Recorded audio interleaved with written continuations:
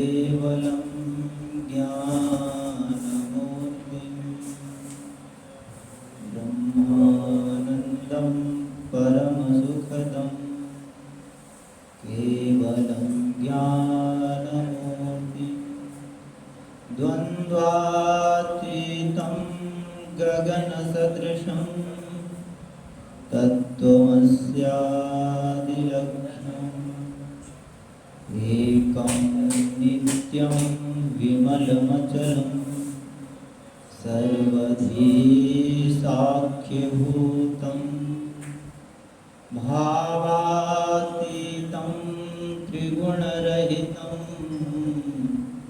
सद्गुरुं तं नमामि। भक्तिं मुहुः प्रवहतां त्वयमे प्रसन्नो भूयादनन्तमहता ममलासयान् एनाञ्जसोलवणमुरुविषणं भवाब्धिं निःस्ते भवद्गुणकथा मृतपानमत्तः नारायणं नमस्कृत्य नरं चैव नरोत्तमं देवीं सरस्वतीं व्यासं ततो जयमुदीरये। परात्पर अखिलेश्वर अकारण करुणावरणालय भक्तवांछाकल्पतरु परमपिता नारायण श्री हरि के चरणों में प्रणाम। हमें अज्ञान से ज्ञान की ओर ले जाने वाले, अंधकार से प्रकाश की ओर ले जाने वाले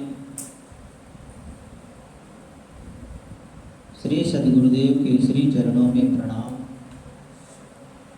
उपस्थित सभागार में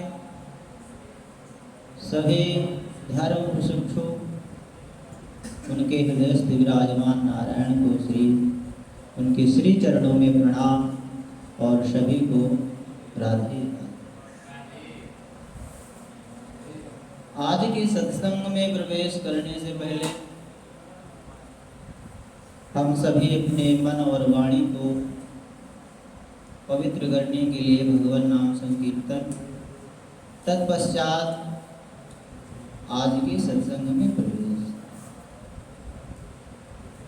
आइए गुनगुनाते हैं भगवान नाम संकीर्तन।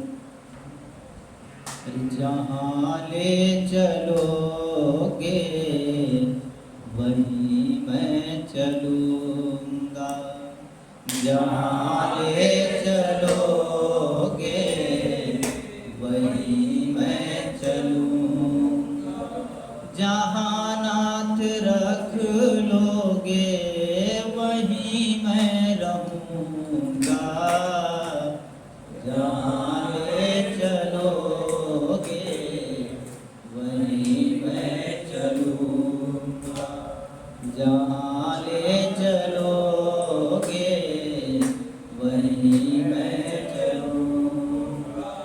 ये जीवन समर्पित चरण में तुम्हारे, तुम ही मेरे जीवन, तुम ही प्राण प्यारे। जीवन समर्पित चरण में तुम्हारे, तुम ही मेरे सर्वस्व, तुम ही प्राण प्यारे। तुम्हें छोड़कर नाथ, तुम्हें छोड़कर नाथ किस से कहूँगा, जहाँ ले चलोगे वहीं मैं चलूँगा, जहाँ ले चलोगे वहीं मैं चलूँगा, जहाँ ले चलोगे वहीं मैं चलूँगा। बोले श्री वृंदावन बिहारी लाल की। तो हम सब श्रीमद् भागवत के अंतर्गत सप्तम स्कंद में वर्णित कथाओं का रसास्वादन कर रहे थे। सबसे पहले तो हम लोगों ने जाना कि सप्तम स्कंद है क्या, और सप्तम स्कंद में वर्णित जो सप्तम स्कंद मतलब पोती वासना के बारे में हम लोगों ने जाना। वासना कितने प्रकार की होती है, तो बताएगा 3 प्रकार की वासनाएं होती है, सद्वासना, असद्वासना, मिश्रित वासना, क्योंकि हम लोग सभी कल जाने इसके बारे में जाना। और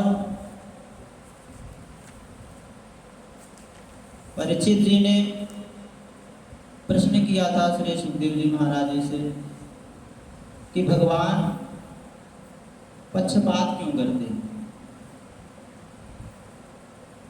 दैत्यों को क्यों मारते हैं और देवताओं को क्यों बचाते हैं। इसके बारे में हम लोग कल सुने। कहते हैं यथा मां प्रपद्यन्ते तांस तथैव भजामि। भगवान की शरण में जो आ जाए, भगवान तो उसी का भला कर देते हैं, उसको ही उद्धार कर देते हैं। भगवान सबको उतारते हैं, लेकिन क्या हुआ, एक दिन दैत्य आपस में विचार करते हैं कि भगवान देवताओं का तो पक्ष लेते हैं और दैत्यों को मारते हैं, ऐसा क्यों करते हैं। दैत्या कथम अवधि, दैत्यों को क्यों मारते, दैत्यों को क्यों मारा। तब श्री सुखदेव जी महाराज ने कहा कि परीक्षित, यही प्रश्न तुम्हारे दादा श्री धर्मराज युधिष्ठिर जी ने भी किया था। और कब किया था, जब राजसूय यज्ञ में भगवान श्री कृष्ण को शिशुपाल गाली देने लगा,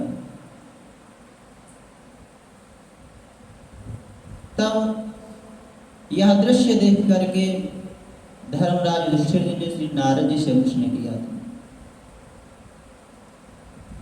राजसूय यज्ञ चल रहा था, उस राजसूय यज्ञ में भगवान को सर्वप्रथम पूजनीय योग्य स्वीकार किया गया, और यह दृश्य देख करके उस सभा में, उस राजसूय यज्ञ में विराजमान शिशुपाल आदि राजा और वहाँ के पितामह आदि विराजमान थे। जब शिशुपाल ने ऐसा सुना कि भगवान की पूजा सबसे पहले होगी, तो वह चिढ़ गया और भगवान को गालियां देने लगा। पितामह ने समझाया, फिर भी भगवान ने पितामह को रोक दिया। वह शिशुपाल गाली देता रहा, ये भगोड़ा, ये दूर ये ग्वाला, ये क्या पूजने योग्य है इत्यादि। उसने 100 गालियों तक भगवान को 100 गालियां दे चुका थी। भगवान शिशुपाल को संबोधित करते हैं, शिशुपाल बस।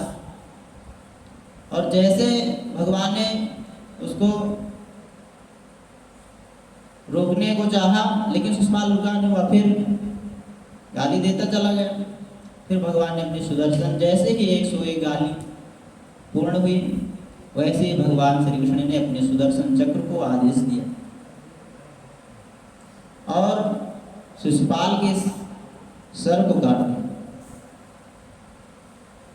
जब शिशुपाल का सर कट गया, तो उसमें से जो आत्म ज्योति निकली,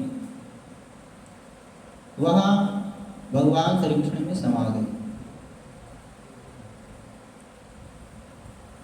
और जब अयोध्या समा गए तो वहाँ के जो राजा लोग इत्यादि बैठे हुए थे, धर्मराज युधिष्ठिर, उन्होंने कहा कि प्रभु यह शिशुपाल तो दुष्ट प्रवृत्ति का था,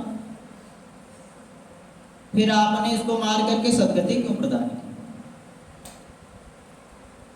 इसकी आत्मज्योति आप में कैसे विलीन हो गई? यह तो दुष्ट था, आपसे द्वेष करता था, आपको गालियां दे रहा था, फिर आपने इसको सदगति क्यों प्रदान की? और यह तो कट्टर धर्म विरोधी था, आपसे द्वेष करता था, फिर भी आपने इसको सदगति प्रदान की। तब भगवान बोले, युधिष्ठिर, यह धर्म विरोधी तो था, लेकिन यह मेरा पार्षद था। इनको 3 जन्मों तक शाप मिला था सनकादि के द्वारा। और ये कौन थे? तो कहा गया, द्वारपाल हरि के प्रिय दो, जय और विजय जान सबको। ये तो मेरे पार्षद हैं और इनको 3 जन्मों तक शाप मिला था सनकादियों के द्वारा। इनका जो पहला जन्म हुआ वह हिरण्याक्ष और हिरण्यकशिपु के रूप में प्रकट हुए। दूसरा जन्म हुआ रावण और कुंभकर्ण के रूप में, और यह इनका अंतिम जन्म था शिशुपाल और दंतवक्र। तो ये हमसे द्वेष करते थे और यह इनका अंतिम जन्म था, इसलिए इनका उद्धार करना भी जरूरी था। और यहाँ मेरी ही लीला थी कि इनका उद्धार किया जाए और फिर ये मेरे पार्षद हैं और इनको अपने धाम में फिर से भेजा जाए। तो यह सारी घटना जब नारद जी युधिष्ठिर जी को सुना रहे थे, हिरण्याक्ष हिरण्यकश्यपु दिति के गर्भ से जन्मे हुए ये राक्षस प्रवृत्ति की, आसुरी प्रवृत्ति की, इनका सारा वृत्तांत जब नारद जी ने धर्मराज युधिष्ठिर को सुनाया, तब नारद जी ने कहा कि हे युधिष्ठिर, अभी जो ये शिशुपाल असुर प्रभाव से प्रभावित होकर या भगवान को गालियां दे रहा था, द्वेष कर रहा था, ये अगले जन्म में जय और विजय दोनों भगवान के पार्षद थे। और ये दीदी के गर्भ से दोनों पैदा यानी जन्म हुआ था इनका, हिरण्याक्ष और हिरण्यकशिपु। हिरण्याक्ष जन्म से ही बड़ा पराक्रमी था और अत्याचारी भी था, दुष्ट था। इसने क्या किया, एक दिन माता पृथ्वी धरती को उठा करके और ले जाकर के रसातल में छुपा दिया। देवता लोग घबरा गए, जाकर के पितामह ब्रह्मा से प्रार्थना की कि पितामह, ये दुष्ट हिरण्याक्ष पृथ्वी को ले जाकर के रसातल में छुपा दिया। फिर ब्रह्मा जी के प्रार्थना से भगवान वराह का अवतार हुआ और वह हिरण्याक्ष को पहले तो धरती को उस रसातल से मुक्त किया, इसके बाद हिरण्याक्ष का वध किया। वध किया मानो उसका उद्धार ही किया। उद्धार जब उसका हो गया, तब यह बात जब उसके भाई हिरण्यकशिपु को जब पता चली, उसकी पत्नी को पता चला, उसकी माता को पता चले, तो सब विलाप करने लगे, रोने लगे। हिरण्यकशिपु सबको समझाता है कि यह तो शरीर है, या नश्वर शरीर है, एक ना एक दिन सबको मरना ही है। कोई बात नहीं, मेरा भाई तो युद्ध में लड़ते लड़ते वीर गति को प्राप्त हुआ। और सबको समझाया, सबको साहस दिलाया कि उस अपने भाई का बदला, मैं जिसने मेरे भाई को मारा उस विष्णु से मैं बदला लूंगा और खून का बदला खून से लूंगा। यह उसने प्रण कर लिया। इसके बाद वह अपने भाई का बदला लेने के लिए वह सबको समझाया। इसके बाद वह चला गया। कहाँ पर चला गया? मंदराचल पर्वत। और वहां जाकर के घोर तपस्या करने लगा। कहा, सते पे मंदर द्रोण्यां तपः परम दारुणम् ऊर्ध्वबाहु नभो दृष्टि पादांगुष्ठाश्रितावनि। मंदर द्रोण्यां, मंदराचल की घाटी में जाकर के वह तप करने लगा। और कैसे तप करने लगा? बोले, सपाद अंगुष्ठ, वह पैर के अंगूठे से अवनि आश्रिता, पृथ्वी का सहारा लेकर के। और कैसे? बोले, ऊर्ध्वबाहु, अपनी दोनों भुजाओं को उठा करके, नभः दृष्टि, आकाश को देखता हुआ, परम दारुणा, और परम दारुण होकर के तपः देवे, तपस्या करने। ऊपर करके जब दृष्टि आकाश की ओर करके ब्रह्मा जी की आराधना करने लगा। आप जानते हैं तपस्या करने लगा, इतने दिन किया तपस्या कि उसके शरीर पर दीमक लग गई, उसका शरीर मिट्टी का हो गया। और जब उसका शरीर मिट्टी का हो गया, वहां ऐसा लगता था कि कोई मिट्टी का बहुत बड़ा पहाड़ हो, ढेर सा, इतना बड़ा सा प्रतीत हो रहा था। उस पे घास इत्यादि सब हो गई। दूर देखने में ऐसा लगता था कि यहाँ कोई तप कर रहा है, ऐसा प्रतीत नहीं हो रहा। चींटियां मानो उसके शरीर को चाट गई हैं, ऐसा लगता था। देवराज इंद्र ने समझा कि लगता है कि हमारा शत्रु मर गया। और कलयुग में तो आता है कि अन्नगतः प्राणा, अन्न में ही प्राण बसे, ऐसा लगता है। लेकिन पहले क्या था कि वह जब तपस्या कर रहा था तो उसका जो प्राण था उसकी हड्डियों में बसे हुए, और उसकी अस्थियों में उसके प्राण थे। वह तप कर रहा था। उस तप का इतना तेज बढ़ा, कितना तेज बढ़ा कि स्वर्ग लोक तक वह उसका प्रकाश वहां तक पहुंचा। सभी देवता घबरा गए। उसके शरीर से इतना तेज निकला, इतना प्रकाश निकला। उस तेज से देवता लोग घबरा करके ब्रह्मा जी के पास गए। ब्रह्मा जी ने सभी देवताओं को समझाया और कहा, यह हिरण्यकश्यप की तपस्या का तेज है जो आप सबको जला रहा है। फिर ब्रह्मा जी ने देवताओं को सांत्वना दी कि अभी जाकर के और उसको वरदान दे देता हूँ, और यह जो कलह है यह समाप्त हो जाएगी। फिर वहाँ ब्रह्मा जी पितामह पहुँचे। वह समाधिस्थ था, केवल उसकी हड्डियाँ दिखाई पड़ रही थी और सब मिट्टी हो गया।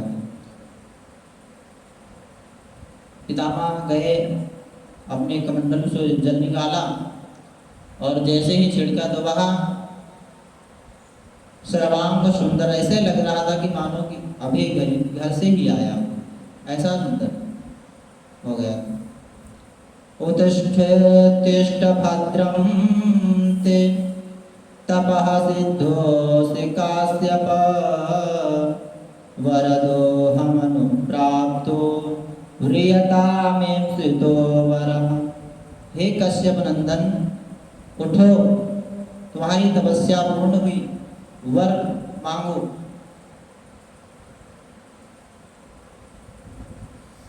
और वर मांगने को कहा।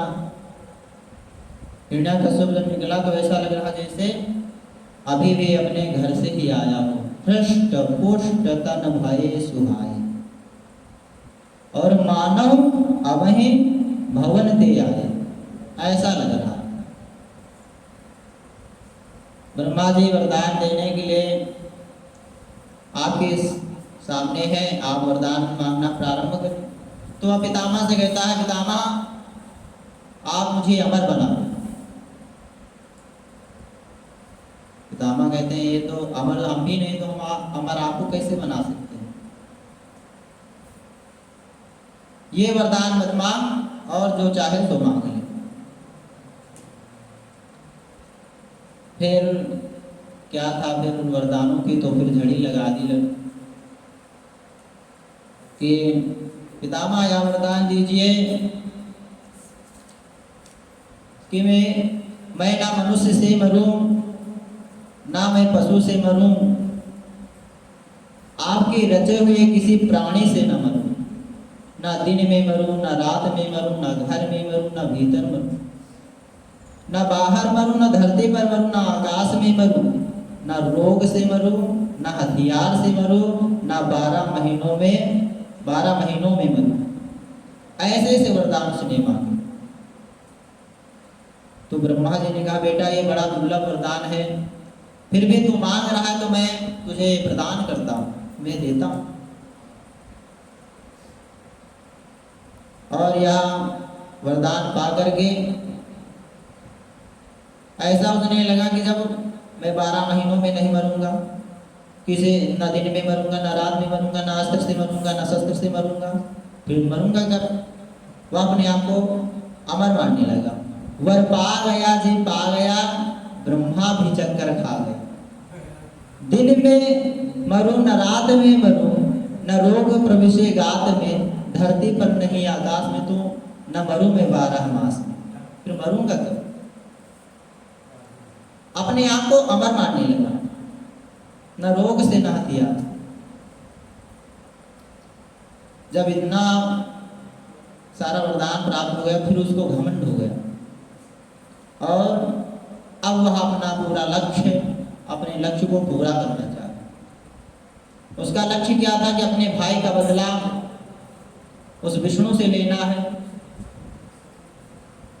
और वह भगवान विष्णु की खोज में निकल पड़ा कि वो कहाँ है, मैं उसे अपने भाई का बदला लूँगा। अब इसके आगे कथा हम लोग सभी कल सुनेंगे। आज इसी अपनी वाणी को विराम देते हुए भगवान नाम संकीर्तन। जय जय राधा रमण हरि बोल, जय जय राधा रमण हरि बोल, जय जय राधा रमण हरि बोल, जय जय राधा रमण हरि बोल, जय जय राधा रमण हरि बोल, जय जय राधा रमण हरि बोल, जय जय राधा रमण हरि बोल, जय जय राधा रमण हरि बोल, जय जय राधा रमण हरि बोल, जय जय राधा रमण हरि बोल, जय जय राधा रमण हरि बोल, जय जय राधा रमण हरि बोल, जय जय राधा रमण हरि वृंदावन बिहारी लाल की।